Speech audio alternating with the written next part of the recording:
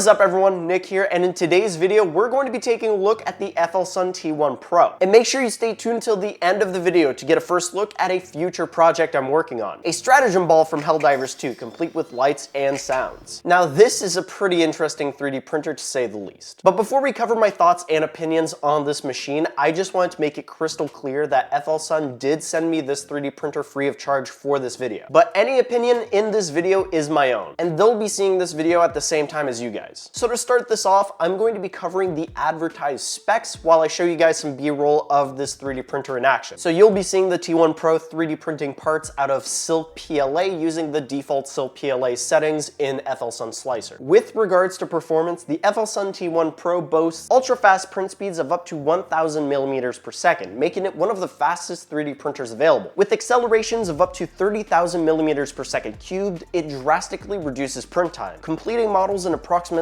half the time compared to many 3D printers currently available on the market. However, the print quality of those high-speed prints, that's a different story. The T1 Pro features an automatic bed leveling system, vibration compensation, automatic Z offset, and input shaping to help achieve the best print quality possible. Now before I forget to mention it, the T1 Pro is essentially just an upgraded version of the T1. Now when the FLSUN T1 and S1 originally launched, there were a lot of complaints about how loud this machine was. And the T1 Pro is essentially the T1 with a brand new CPAP fan that is quieter and some slightly better firmware. So it incorporates a new CPAP high-pressure silent turbine fan, which reduces the noise from 78 decibels like the original T1 model down to 55 decibels. This makes it much better for use in home or office environments where noise levels are a concern. But I do have to add that even with the door closed, the fan is still pretty loud when it's running at 100% compared to other 3D printers. But compared to the original T1, the T1 Pro is so much quieter. That original T1 was literally like standing next to a jet turbine. That thing was insanely loud. If you don't believe me, go check out my last review on the T1. The T1 Pro also offers a build volume of 260 millimeters in diameter by 330 millimeters in height inside its enclosed chamber, giving you ample space for larger projects. The T1 Pro's nozzle is also capable of reaching temperatures of up to 300 degrees Celsius, while the build plate can reach temperatures of up to 110 degrees Celsius. Meanwhile, the enclosed chamber can reach temperatures of up to 50 degrees Celsius, which helps in printing materials like ABS with reduced risk of warping. However, the T1 Pro does not include a chamber heater, and the internal temperature of the enclosed chamber is entirely reliant on the heat generated by the print bed. The T1 Pro is also equipped with a dual gear short distance extruder that increases precision and extrusion force, improving material flow consistency for better print results. Additionally, the T1 Pro has a filament detection system which alerts users when filament runs out, reducing print failures caused by material depletion. So just like the original T1, the T1 Pro comes mostly disassembled when shipped, and the assembly process takes about 1 to 2 hours, involving connecting the Delta style frame and screwing it together,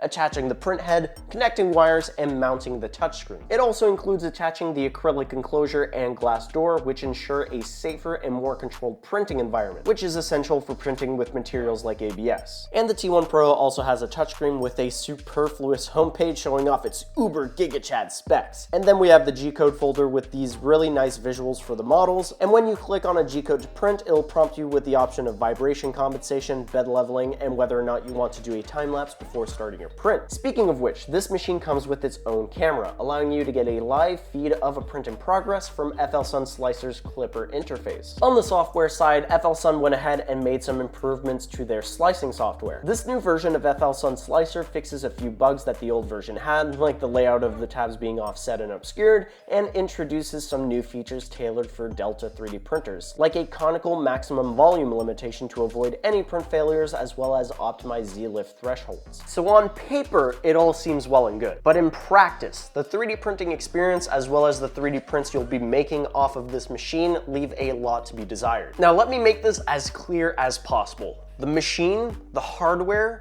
is good. For example, the very first layer on all these 3D prints that I did for the stratagem ball were insanely good. And it's also very much capable of reaching some crazy speeds. Maybe not 1000 millimeters per second while extruding, but the parts I got off of this machine had some pretty short print times. For example, the main part of the stratagem ball only took just over an hour and a half to print. And just to compare, I brought this exact same model into Bamboo Slicer with the same wall counts and the same infill pattern and percentage, and it would have taken an extra hour to print the exact same part. And another example of just how nutty the speed on this machine is the pre-sliced benchy that was already included with the T1 Pro. The G-code that was already included with this machine for this benchy printed this in only 8 minutes. Now, it's far from the best benchy I've ever seen, but 8 minutes is still pretty nutty. But here comes the big caveat with this machine. FLSUN Slicer has next to no filament presets, and the ones that are included aren't even optimized for quality. It's pretty clear that FLSUN has kind of become obsessed with claiming that they have the fastest 3D printers around, which is kind of warranted, but it kind of comes at the detriment of the presets because each and every one of the presets in FLSUN Slicer are slightly tuned up faster than they realistically should be. As fast as all these 3D printed parts were able to print, they still have some pretty glaring imperfections on the surface of each and every one. For example, on the gold parts I 3D printed for the stratagem ball, there is a bunch of salmon skin and these like weird stripes across the 3D print as it works its way up. Now granted, all 3 gold pieces were able to print in under 45 minutes, which is pretty speedy, but shouldn't come at a cost of the print's quality. Just by copying some of the generic filament presets from Bamboo Slicer, I was able to reprint this gold piece in just 15 minutes,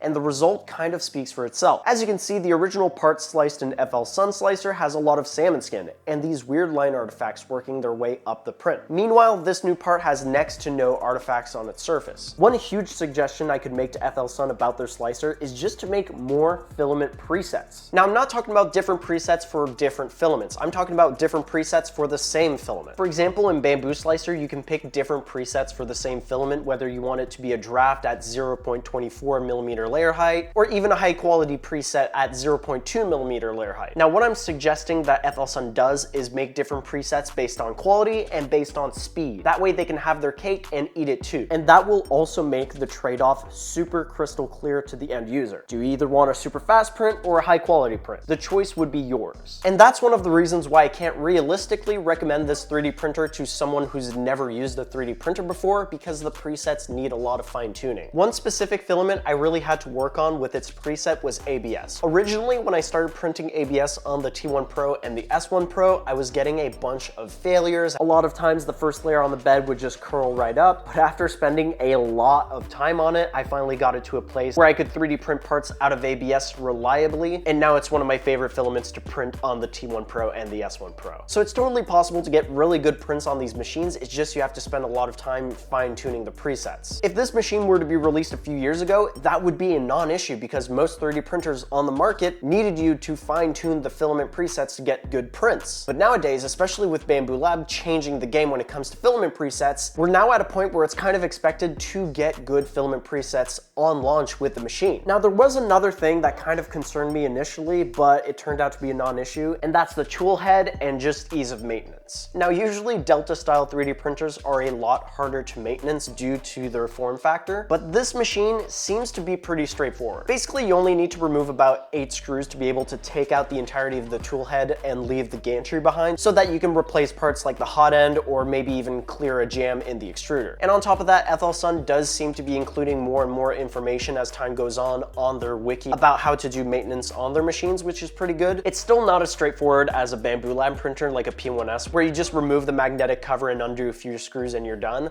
But as far as Delta style 3D printers go, not bad. But with all those nitpicks out of the way, it still doesn't change the fact that I was able to 3D print most of the parts for the stratagem ball in just a single afternoon, which is pretty crazy. Some of the parts don't look too hot like the gold pieces we just looked at, but the main part for the stratagem ball just looks nuts. I just adore how the knurling turned out. It just looks spectacular. So now all that's left is for me to assemble it real quick and install the electronics. Let me just smush all this together real quick. There we go.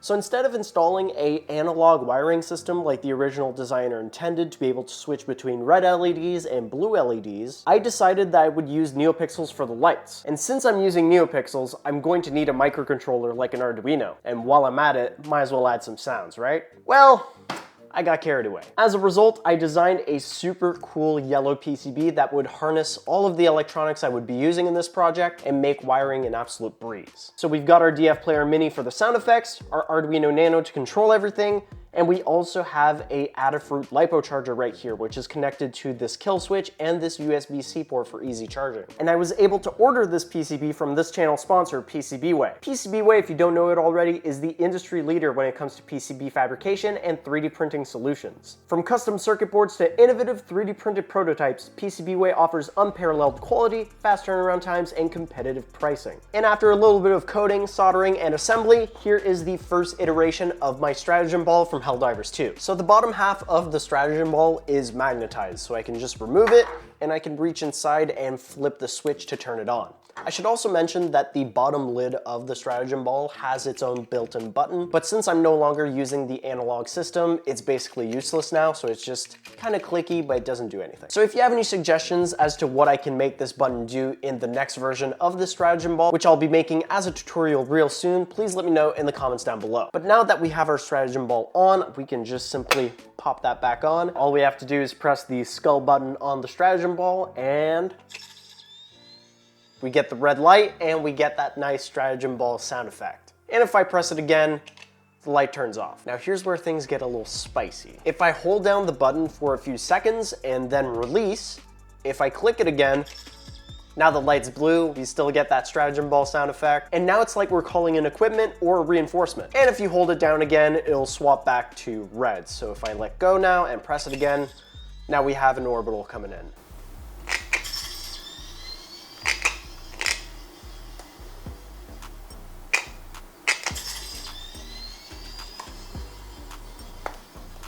So if you want to learn how to make your very own stratagem ball with lights and sound effects, make sure you stay tuned on the channel since I'll be posting a tutorial real soon. And the best way to stay up to date with this channel is to make sure you hit that subscribe button and you hit the bell icon for notifications. Now for my final thoughts on this machine. Do I like it? Yes. Do I like the 3D printing experience that comes with the T1 Pro? Not really. FLSUN Slicer is a lot better than it used to be, but it still has a long way to go if it actually wants to compete with Bambu Lab and their slicing profiles. Now, do I recommend this 3D printer in particular? It depends. So for a slightly higher price point than a Bambu Lab P1S, you get a fully enclosed 3D printer with a slightly larger build volume, but that also includes a big asterisk. You're mostly getting way more height out of your build volume. And it's also capable of some pretty insane speeds, but it needs a lot of fine tuning in the filament presets to get quality 3D prints, and it's not ready out of the box. You still need to build this, and it takes about an hour or two compared to a P1S where it's just practically ready out of the box. So with that in mind, I don't necessarily recommend this 3D printer for people who are new to 3D printing, but I can totally see the T1 Pro being a viable option for somebody who's familiar with 3D printing, who has some experience, and is just looking for a new machine that is capable of some high-speed 3D printing. Whether they are a 3D printing hobbyist or somebody that needs a high-speed 3D printer as a prototyping tool. Because thanks to this machine's 3D printing speeds,